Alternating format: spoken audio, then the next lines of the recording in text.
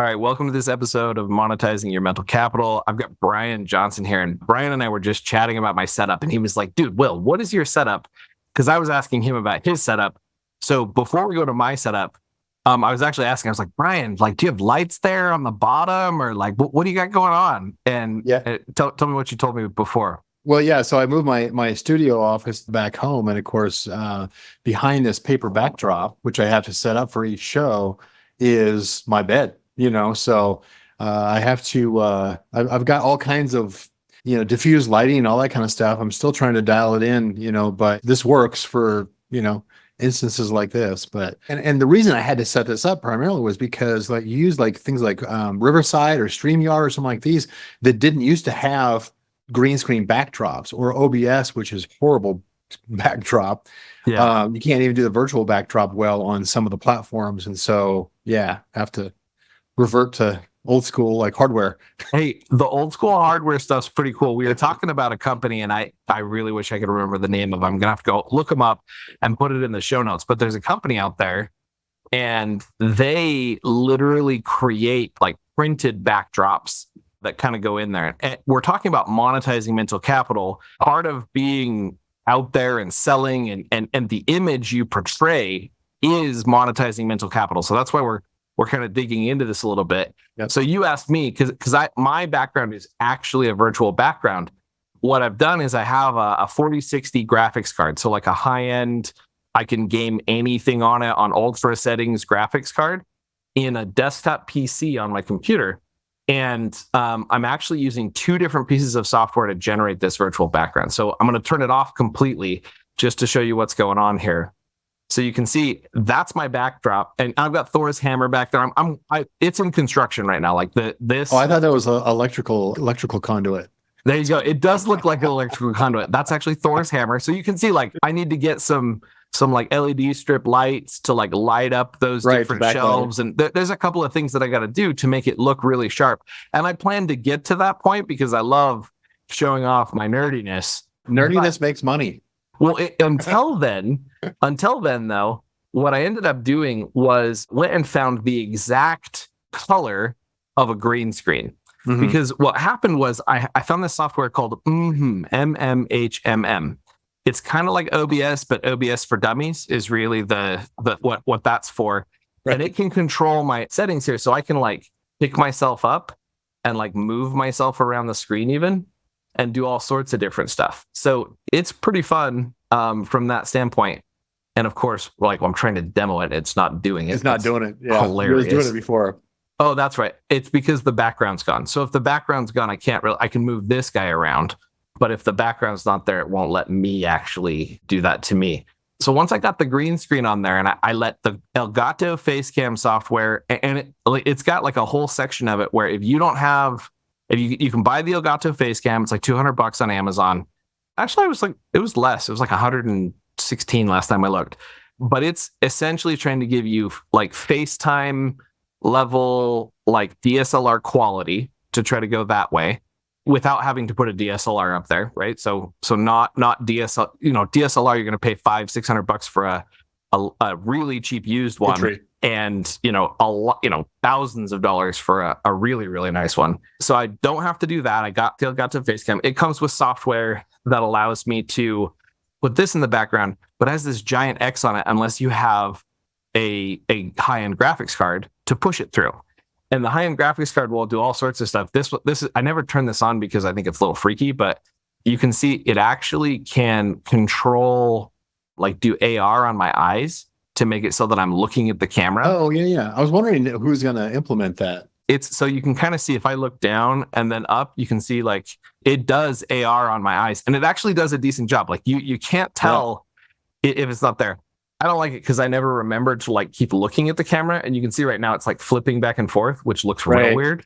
So I usually leave it off, but when I'm recording like a YouTube video, I'll turn that on, and I can be like reading a script, and you can't tell because I'm it's dialed in that way. Yeah, because I have a whole setup. I have a whole teleprompter set up, and I was trying to do that where I was having the glass teleprompter and be able to project instead of the printed word, I was having, the person I was talking to on the Zoom call or whatever was projected on the screen. So I'm teleprompter. looking That's directly at it. way And it smart. just, there's so much light loss that I never quite got it to bright enough for that to work. Interesting. The concept I think would work, but I Yeah, never that's quite got that one fascinating. dialed in. Yeah, that's fascinating. So anyway, that I've got the graphics card. It's putting together that green screen in the background, and you can see it does a pretty darn good job. And then I went I'm able to put me on there, and I can drag myself around the screen and do whatever I want. I can even, switch over to the Cellular Labs boardroom if I want, Right. and do anything I want at that point once I've got it in there to kind of, put those screens around. This one, just for those of you who are listening, you won't really know what's going on here, but this is I'm eating right now. Right now I just piped in a video of myself nodding. So again, if you gotta go watch the YouTube video, I apologize if you're listening to this on a podcast. God, that is hilarious. But I basically have a looping version of me wearing the same shirt that's just nodding and smiling. So if I'm like trying to eat something, that's the guy that pops up and he's nodding and I've got it muted and then nobody can tell. I'm on a conference call. Nobody can tell that I'm eating a chicken leg, on a conference call. And that's another thing we'll do is it'll let you put that sort of stuff in there so you can mess around. I'm going to have to rediscover and check out what I can do with that. Because I don't know. I tried it a couple of years back, but I've only used it 3 or 4 times, my little guy, but I do have recordings of myself in a red shirt, a Cellular Labs dark shirt, and the blue shirt. I got to get the same background though, because I think the background would give me away. You'd be surprised how little people pay attention to that though. Like I've used the blue shirt guy. I'm usually on the phone with like somebody internal, like it's like a level 10 meeting or something like that. And I'm paying attention, but I'm eating a chicken leg and I don't want to be distracting. You'd be surprised. It's way less distracting to not eat the chicken leg in front of everybody. And the background changes and nobody notices. Like they just they're not looking for that. So anyway, pretty fun stuff. That's my setup. And I've enjoyed screwing around with it quite a bit. I'm going to have to play again. It's good stuff. All right. So jumping straight in here to our episode, Brian, Monetizing Your Mental Capital is about taking and discovering non-physical items, meaning, a service you got in your brain, something you've done for yourself, you're going to go do for somebody else, or an info product or a SaaS product.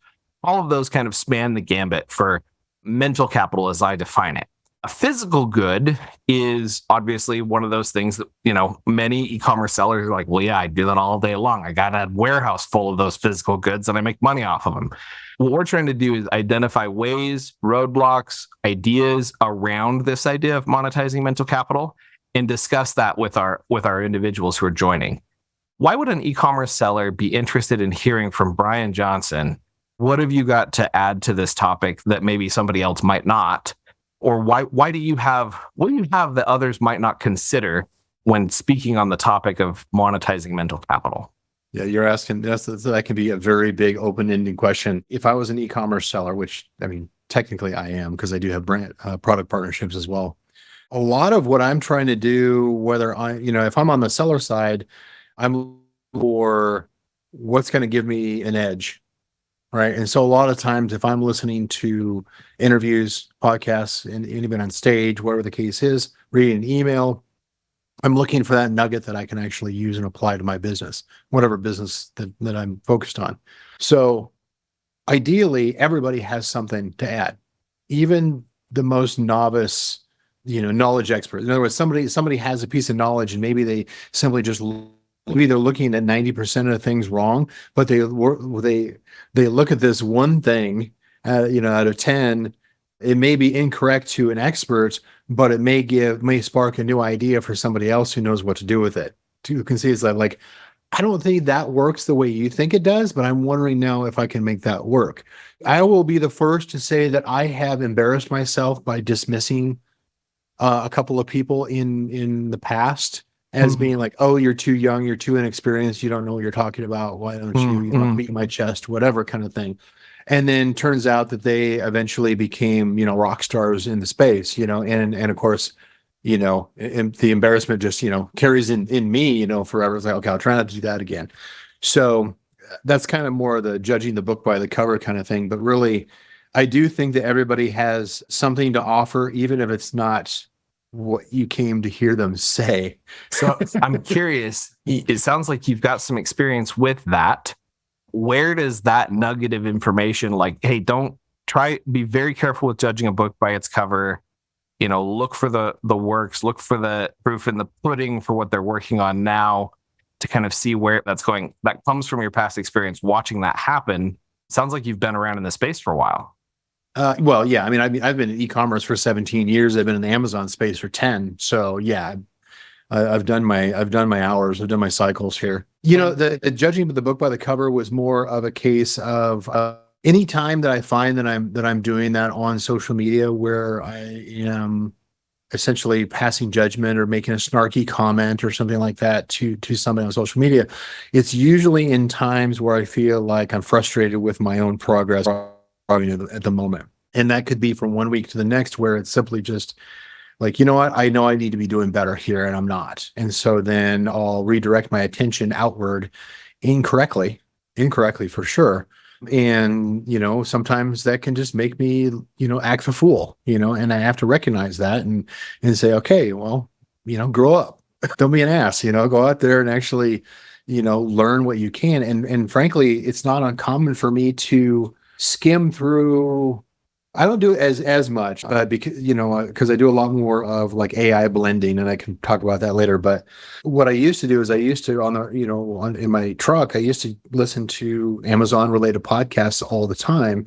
And even where somebody says like, hey, I've got this way of ranking, whatever, I've got this way of making your ads show up, more frequently. And I'm like, well, that's my expertise. It's like, why, what do you have to say on it? But I recognized pretty early on, it's like, in times the expert on, because what if they come in and they figured something out that I hadn't, because I was too arrogant to look. Maybe they say something in a way that triggers my own creativity. It's like, I don't think you understand how that works, but because I know how it works, I wonder if I could actually make that happen the way you think it's happening. And that's kind of, is fast forward to my current company, is there's a lot of frontier questions where there's a lot of theory, and any industry has this, where you speculate and you've got theory about how things work. And if you have any kind of authority, then people just kind of nod their head and believe you. But there's rarely ever real proof behind it. And so those unanswered questions that could be answered once technology or process or something we call frontier questions. I keep on adding to my list of frontier questions as I solve frontier questions that I had from 5-6 years ago. So it's part of it is, I'm a work in progress like anybody. And I actively work with a productivity coach every single week in order to make sure that I'm pushing myself out of my comfort zone into where I want to be. So I'm intentional now, over the last couple of years, especially, I'm intentional about my growth. I wasn't always that way. So I'll be 55 this year. It's like, I wish I would have done this 40 years ago. Let's dig into that a little bit. So from a productivity coach, and I have a question that's actually going to take us back that far. So let's go there first, and then pin in this productivity coach thing, because I want to ask questions about how you came to that. The question I want to ask, though, that I ask at the very beginning of every podcast is, when's the first time you can remember monetizing mental capital? Go way back. Like for me, probably my paper route, and that miserable job, trying to monetize my muscle, and, Saturday mornings, that was my, one of the first times that I dug into that. I'm curious for you. Oh, you know what? It might actually be before that. I boondoggle bead action in, I think that was 5th grade. Boondoggle and beads were pretty cool. Yeah. And you know what? It was actually 4th grade. And I figured out how to make those little lizards, the lizards made of beads. And if you used string thread instead of boondoggle, they would actually be really floppy and they felt really cool in your hands.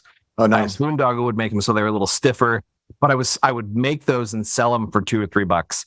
It never turned into something ginormous, but that's one of the times I can remember being like, this is kind of cool. And my friends had asked me for one. I'd be like, how about $2 or $3 Ed, and I'll make you one. Yeah. That's the entrepreneurial spirit showing its signs early on. And frankly, I hear stories of people's like, oh yeah, no, I was the kid, buying and selling, buying candy wholesale and selling it on the playground. It's like, I wish I was that kid.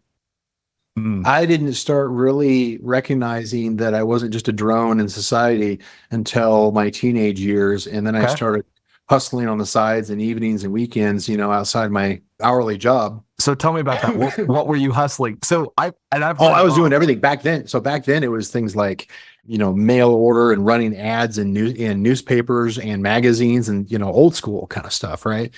And, always just trying to, sell, somebody else's knowledge. It was never my own stuff, somebody else's knowledge, somebody else's product, whatever the case is, and trying to run ads and, like, oh, maybe I should get into real estate investing and no cash down. I sucked into all of those, but all of those were just kind of this month. And the next month I was doing something else. So as you're digging into that, which one of them was successful enough that you looked at it and said, holy crap, I might actually be able to figure this out? None of them. Love it. But apparently I was persistent.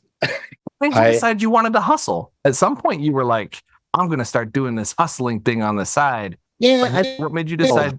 I didn't know that there was intentionality about, I was just trying to like, hey, I'm going to try to make some money on the side. I didn't realize I thought that was normal. I didn't realize that was more of an anomaly. Right. And so I fell into like, okay, going to school. Okay. Going to college. Okay. Got the basic job. Okay. Way underutilizing my mental power, but I didn't know it at the time. And I had always played around with different business. Always somebody else's plan, somebody else's business idea. I never was the innovator. I was never the idea person. I never considered myself creative. I always considered myself an engineer. And for decades, and it wasn't until it was probably my mid to late 40s, so 17 years now, I guess. So I guess late 30s, excuse me. When I started recognizing that I did want to do other things. I didn't want to just do the daytime job. I wanted to work harder on, buying and selling from business auctions and selling on eBay and these kind of things. That's when you really have to hustle because you have to work for it at that point. And it can be physical and mentally, draining. But at the same time, it was simply business auctions, like you went. So business auctions is in like, I've heard of like car auctions. Yeah. Like you go and I used to have a dealer's license. Okay. Dude, I've done a ton of stuff. Yeah. Okay. You used to have a dealer's license. So I'm curious, have you ever done the pallet thing? Like where you Oh yeah. No, that's how I started out my eBay thing is I bought 2 pallets of money, like bill counters, like bank counters from liquidation.com. It was complete garbage, but I sold every single one of them quickly. And within a year, I was a resale distributor for 7 different ones that was selling banking equipment. Interesting. It's just, what do you lean into at the time? I think a lot of people hold themselves back because they think, oh, I'm not very creative. In other words, they prejudge themselves without ever see whether or not they truly have any capacity. They say so narrow, like what's on my phone, what's on the TV, what did I get educated in school, what's the job that I'm doing on the weekends, who are the people that I know, and that's their world. And they never push themselves to test themselves beyond that. And so it can take, like me, it took a few decades for me to finally realize, wait a minute, I keep on coming back to this. Like, how come I'm the one who always comes in with all the ideas? Like some of them are really bad ideas, but I'm the one who I keep on, maybe I need to like try this, try a little harder as far as I'm not creative, but somehow I am when it comes to business. And so it wasn't until I finally started leaning into something that I thought, it's like, wait, is this kind of a superpower that I didn't realize I had? And I started leaning into it and started really focusing on it. I realized, damn, I'm actually pretty good at this. Like, wow, I wish I would have known this 30 years ago. Interesting. You don't know unless you're testing. That's one of the reasons why, like I've got a college age son, and I've got a 10-year-old son, and my 10-year-old son, what part of the home education, requirements is you need to go out to like one of the streaming video services that are primarily like education, like National Geographic and, popular science kind of things, and you need to watch, a full video and then tell me about it or tell me about what you learned. And every day you need to pick a different topic. So it's like one day he's talking about elephants. The next day he's talking about rockets. The next day he's talking about quantum mechanics, like he's just like shotgunning all over the place, mostly because I'm trying to help him find things that he's interested in so that he can lean into things that he's interested in and potentially passionate about early in his life so that he has a whole life to enjoy what he's passionate about rather than figuring it out 30 years from now. Interesting. So I'm curious, what did you do that made you decide to take that leap to actually start monetizing some of that mental capital and create? I was looking at your LinkedIn profile. You obviously dove in and you were almost like prehistoric days. If you're talking about the dinosaurs of Amazon, like when it very first became PPC, you were involved. True. Like what made you decide to be like, you know what? I know enough about this. I'm going to start something. In the Amazon space, sometimes it's just more of like in the Amazon space, part of that had to do with, I didn't know. Let me touch on Amazon here in a second. The thing that happened prior to Amazon is I was part of one of these multi-level marketing programs. Mm-hmm. And it was like a lot of the MLM had the same daily task that they had to do. They had to post ads online and that kind of stuff. And I was starting to do it. I'm like, oh, screw this. I'm going to automate this. I'm going to create a script or figure out how to do this, And then I realized it's like, I'm not the only one who has this, challenge. So I started like mentioning it to others and they said, yes, absolutely. Like I started getting that whole, like, just take my money, and do it. And that's the first thing that I recognized was simply just understanding Blue Ocean. Blue Ocean is simply just an opportunity where there's very little competition because nobody's truly addressed it or addressed it recently is another way of doing that. Think of like SpaceX versus NASA, for instance. They haven't come back and reinvented it. And so that Blue Ocean opportunity creates a massive amount of opportunity and risk for whoever starts it. But one of the things that became kind of a mantra that I learned from that first little script ad posting software that I was making 70 grand a month from was always remember anytime I build a solution, make sure that I'm solving for lazy. In other words, it wasn't that I was sitting on all this mental capital that I was so wise or so experienced. I didn't have all that. It was a case of here's a problem, here's a need. I need to solve my own problem, my own need. And it turns out nobody else offers this. And so everybody else in my space also wants what I needed too. And so that's kind of where I started a career in solution providing, is simply just seeing the opportunity, then building on that. And code was messy and it just, it broke, every couple of days and everything, it wasn't easy, but it was pulling, we had $5,000 days, $5,000 days. And I had never experienced that before. I'm like, screw this $30,000 a year job over here. I'm going to stick with the 5,000 a day project and see if I can make it work. Now, that particular one ended abruptly, but it wasn't like I had all this mental capital coming in that I just I'm just waiting for something to point it to. It's like, no, I just kept looking.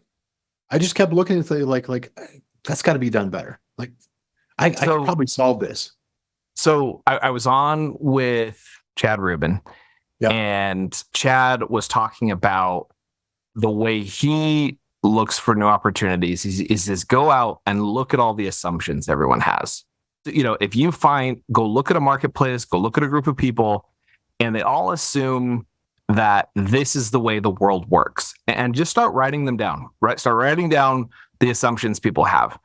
And when you find one that you're like, does it really work that way? Earmark it. Right. And then keep looking. And then as you find more of those, you'll start to kind of score the assumptions to say, you know what? I really think the world doesn't work that way. And I'm going to prove it. And so, that's kind of his mentality around the prophecy software is he was like, why is it that everywhere else, plane tickets, hotels, all of that stuff. The pricing is literally dynamic, right? Like it's changing sometimes every minute. You go refresh the page on a flight that you're trying to take, it's a new price. But in e-commerce, most of the time, it goes months at a time without changing. But you think about it, and the big boys, like think Walmart, you can't count on that can of tomatoes costing the same today as it will next week. Right. Like they adjust that price pretty dynamically based on inflation, based on the market, based on what they're seeing. And so that was his deal, was I'm going to bring data science to e-commerce pricing because I think the way we're doing it is broken. Like there's all these assumptions, like if I change my price, Amazon's going to smack me down, or if I change my price all the time, like there's all these assumptions out there that people, like almost wives' tales that are out there. And that's what he was like, I'm going to challenge that. So when you said, I got to look at the opportunities that are out there and I just got to keep my eyes open and keep looking, it made me think of that word of advice he gave on the podcast months and months ago. Well, and even like in Chad's case too, like Prophecy, it wasn't the first AI repricer on the market. Nope. But that's kind of where marketing comes in. Marketing trumps ingenuity. As much as the engineering mind that I have wants to fight that and say like no, I can out invent, I can out engineer this thing, right? Well, doesn't matter if nobody sees it, nobody wants to buy it. I love Doesn't that.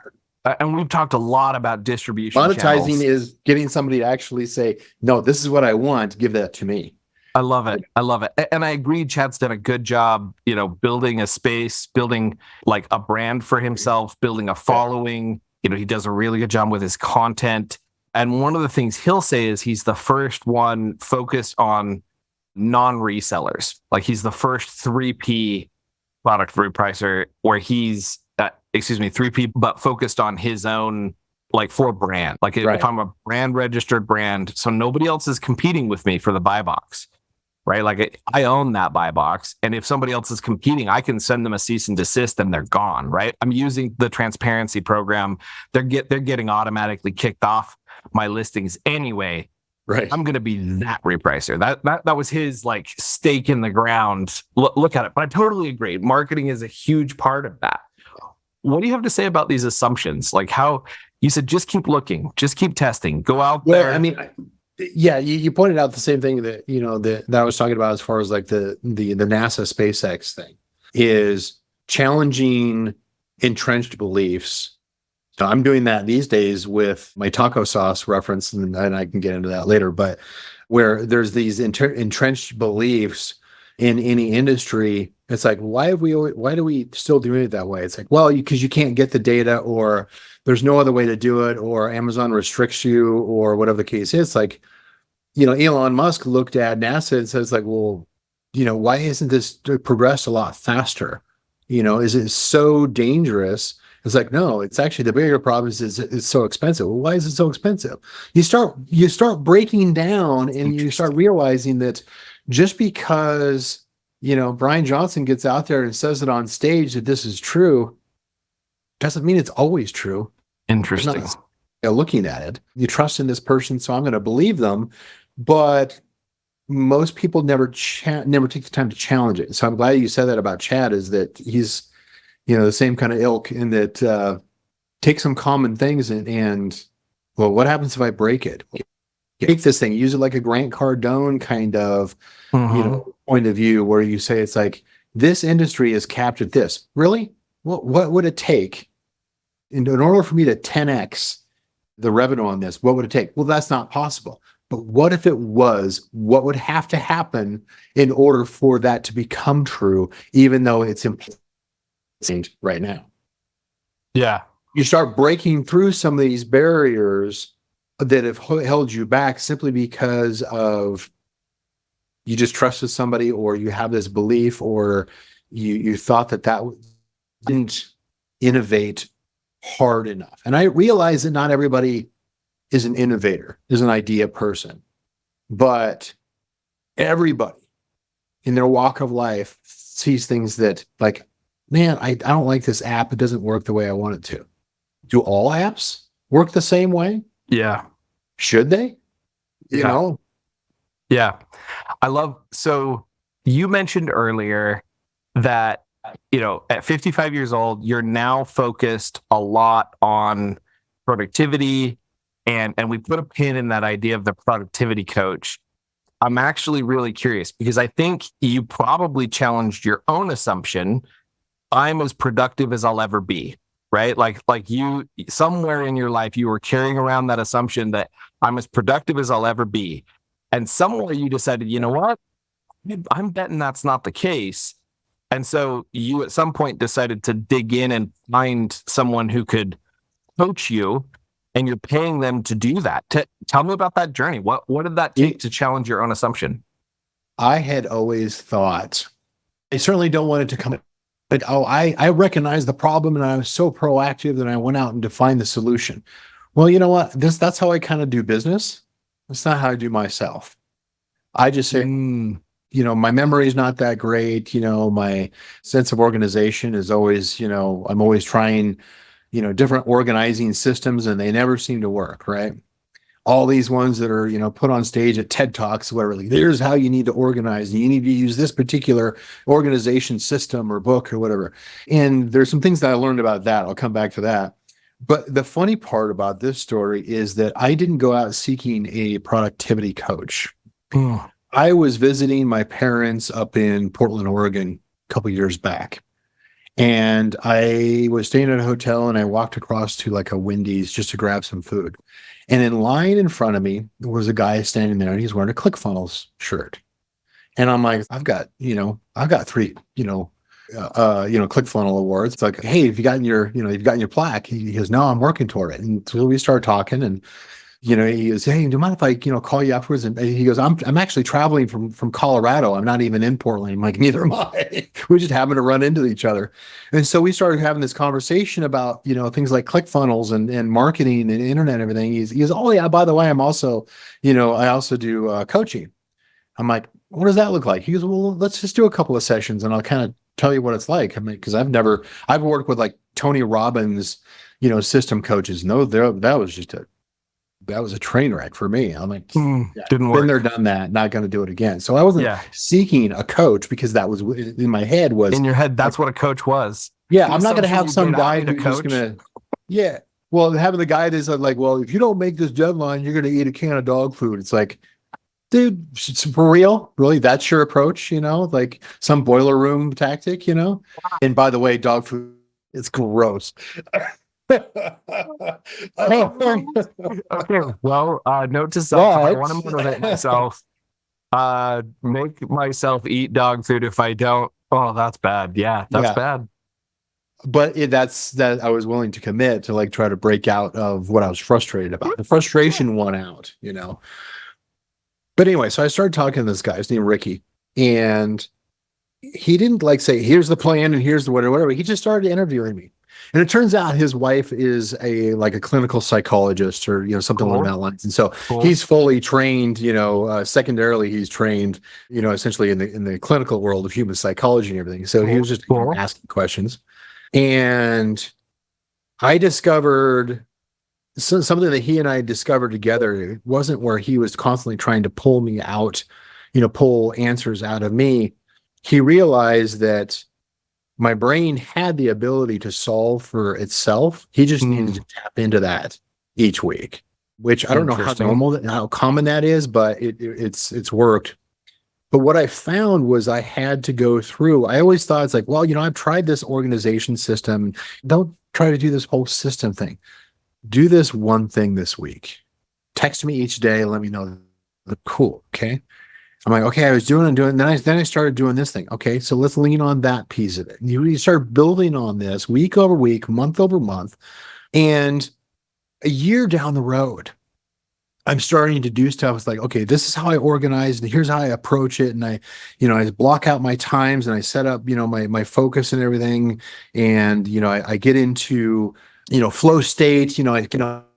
and everything, all dialed in, right? So that I know that I can concentrate and focus, for a couple hours straight on something that absolutely needs to get done, right? That's the ultimate what I was trying to get to. And I was always just like, I'm Like the doing 500,000 procrastinating, things and like I there's a feel thousand different things overwhelmed. you're trying to avoid because you don't want to do it. But yeah, Yeah. we've all got that thing that we push off. I get you. Yeah. So Yeah. The overwhelmed feeling is seeing yourself. That's the way around. There's a way out of it. But what I realized a year in, this is kind of what blew my mind was I recognized it's like, okay, here's how I'm doing it. I'm doing this I'm just doing journaling and this is how I'm doing it. And I'm transferring the information. And I realized it's like, wait a minute. This is like one of those old school, like organization binder systems from the 80s that had I started with that, I failed. But I graduated to it across a year of studying myself and figuring out what works and getting past barriers and everything and building up to it. And so it was the blend of the psychology, the counseling, if you will, with finally getting to a system that I could embrace as my own rather than just rejecting it because it was somebody else's system that didn't fit the way that I work because I let go of it too soon. So so sometimes it's a matter of you got to let it bake for a while, interesting. So you meet with him weekly. He gives you some ideas. He helps you unlock some of your own stuff. He Just lets by me having vent. conversations.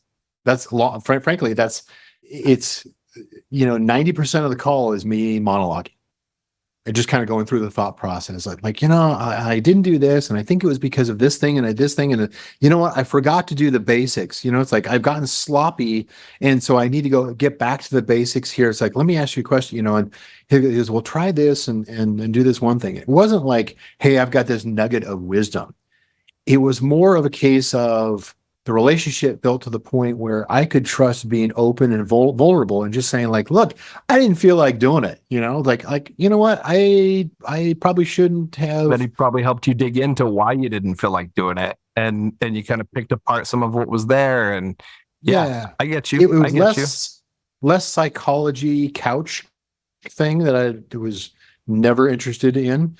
And it was just more of, there's this concept where it's like, hey, have you seen this book before? It's like in this book, there's this one concept. It sounds similar to what you're doing. He pulled in, but most of the time he was letting me crank through it and figure it out because I was willing to monologue. Interesting. So I think this is powerful. If I happen not to be as lucky as you, and I'm not finding my future coach in the line at Wendy's, how would I go look for a coach? Where would you recommend I look to find someone like that? I mean, I think the trigger is like if you doubt that it's an impervious, problem that you have with the way that your brain works, right? Mm.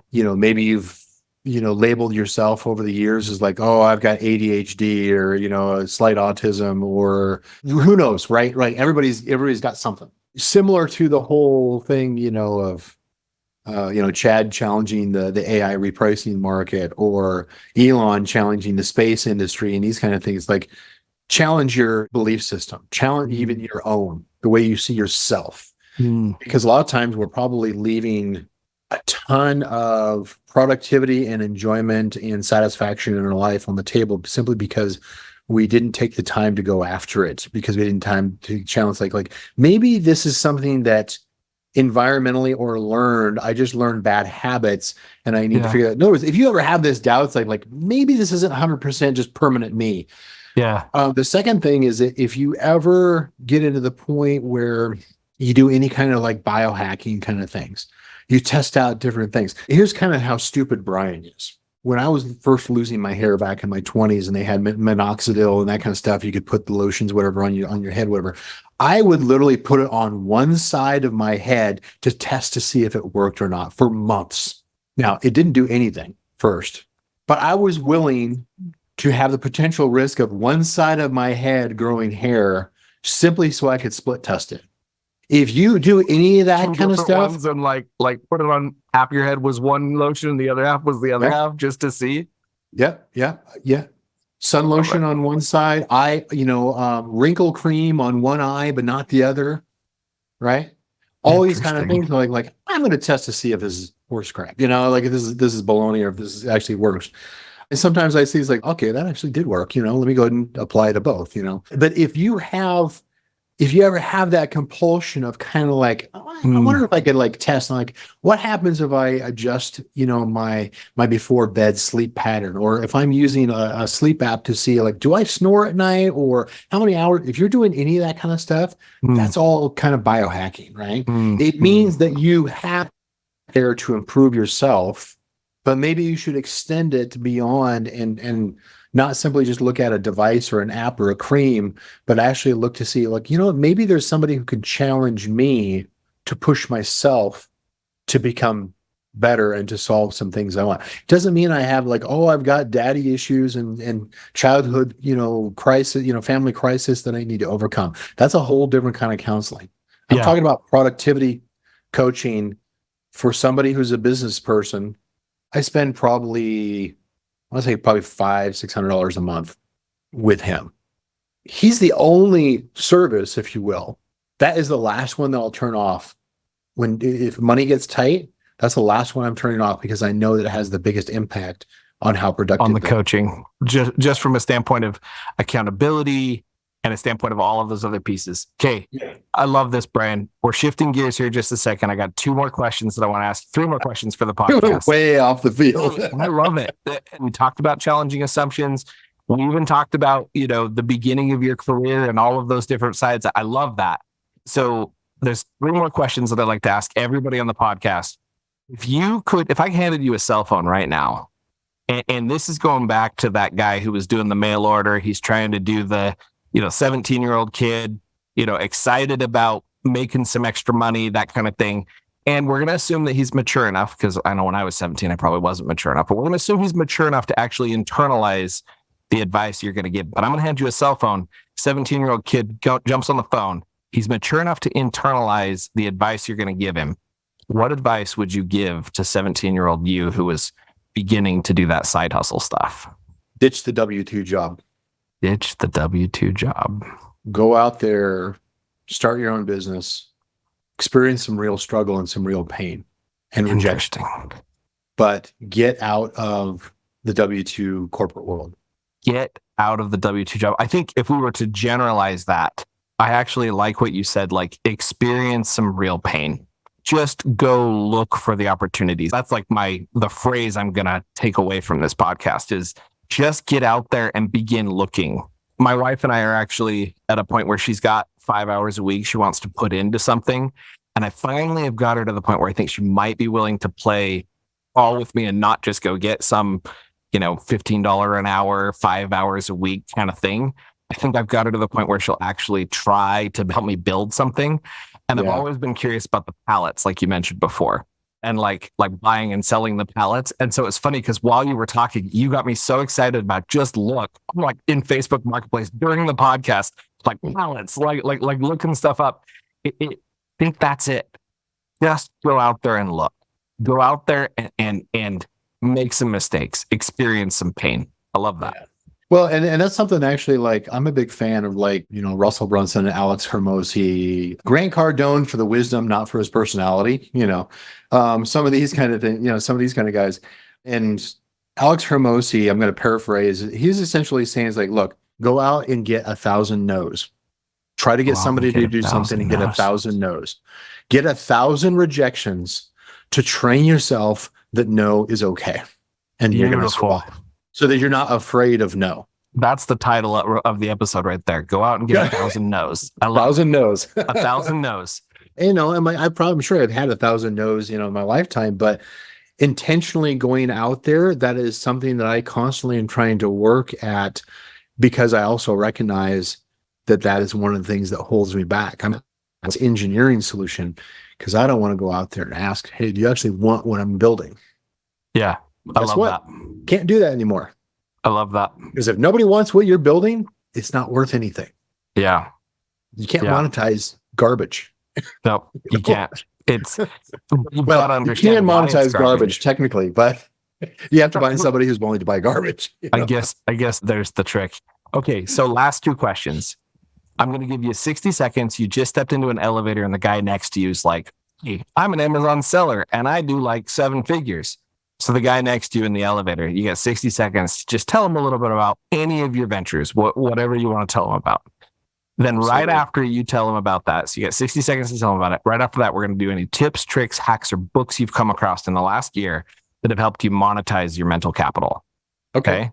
So I'm going to time you and I'll like count down 5, 4, 3, 2, 1. If you get to the end of it, ready, go. You've probably done things, promotions as far as like giveaways, some kind of external thing where you've given away products or you use some kind of service that spikes you to page 1 as far as search rank. And that worked. And then it faded away. And you don't know why. You don't know why it worked in the first place. You don't know why it fell off second place, right? The company that I built, deepm.ai, we analyze 10 to 30 million data points in your product niche. So we can tell you exactly why it went up to page 1 and why it fell off and how to correct that so you permanently hold that search rank once you get it. I love it. I love it. I love it. I love it. And what was the name of the company? Where can we find you? It's deepm.ai. Deepm.ai. Yeah, for deep marketplace, but deepm.ai. Deepm.ai. Love it. Okay. Yeah. Tips, tricks, hacks, or books you've come across in the last year that have helped you monetize your mental capital. My number 1 and number 2, like I mentioned earlier, Alex Hermosi, $100 million offers, $100 million leads. Those 2 books are gold. Combine that with Russell Brunson has a book that's a collection of multiple authors in the space, multiple experts in the space of marketing.